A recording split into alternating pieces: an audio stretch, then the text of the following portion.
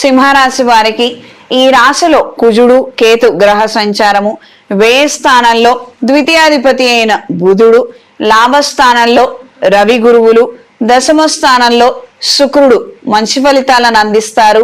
సప్తమ స్థానంలో రాహువు, అష్టమ స్థానంలో శని. మిత్రుల ద్వారా, సహోద్యోగుల ద్వారా, స్త్రీల ద్వారా పనులలో పురోగతిని సాధించగలుగుతారు.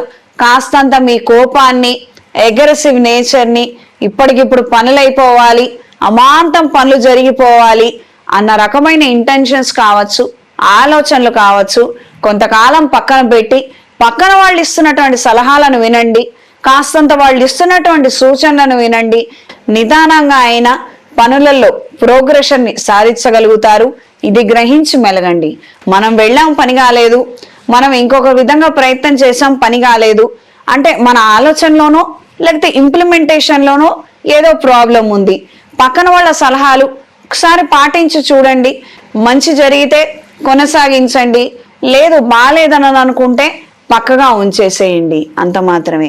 సలహాలు ఇస్తున్నప్పుడు మాత్రం ఖచ్చితంగా మీరు తీసుకుంటే తద్వారా మీకు మంచిది.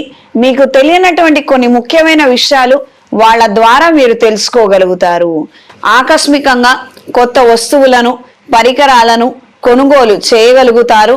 మానసిక సంతోషాన్ని కలిగి ఉంటారు.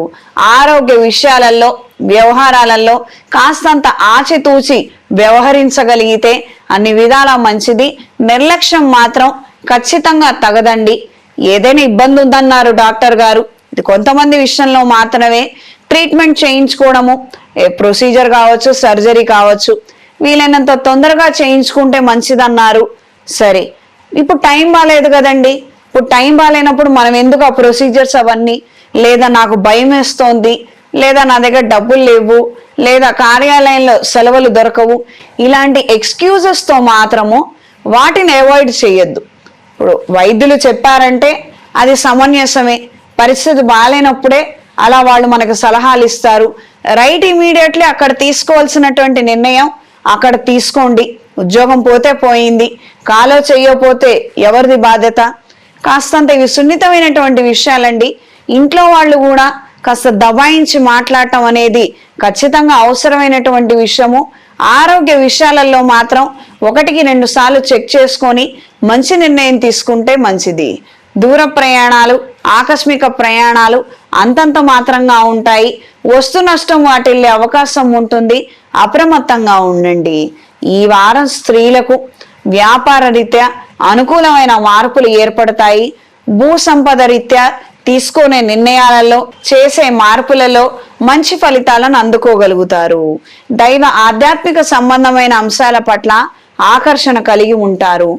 ఆరోగ్య విషయాలలో నెగ్లిజెన్సీ మాత్రం తగదు. ఈ వారం విద్యార్థులకు కాలం అనుకూలంగా ఉంటుంది. దూర ప్రాంతాలకు వెళ్ళి చదువుకోవాలని తీసుకునే నిర్ణయాలు శ్రేయస్కరంగా ఉంటాయి. యూనివర్సిటీలో సీటు కోసం చేసే ప్రయత్నాలలో అనుకూలమైన మార్పులు ఏర్పడతాయి.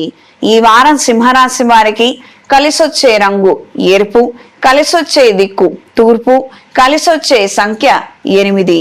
ప్రతిరోజు రుణ విమోచక అంగారక స్తోత్రాన్ని, గణపతి స్తోత్రాన్ని కలిపి పఠించండి.